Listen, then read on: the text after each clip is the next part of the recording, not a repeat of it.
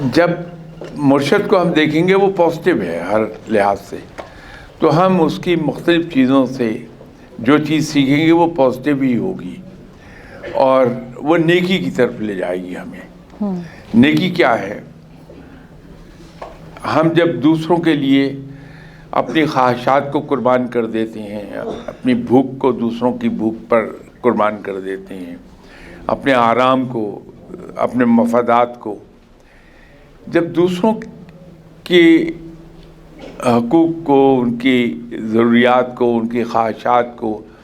اپنی ضروریات اور اپنی خواہشات پر ترجیح دینے لگتے ہیں، تو وہ صحیح طرف ہم موو کر جاتے ہیں۔ تو ضروری یہ ہے کہ جو رومی صاحب نے فرمایا کہ یہ صرف فقیر ہے جس سے ہم یہ سیکھ پائیں گے کہ دوسروں کے لیے قربانی کیسے کرنا ہے، اور جب ایک بار ہمیں دوسروں کے لیے قربانی کرنا آ گئی تو پھر مسائل حل ہونے شروع ہو جاتے ہیں۔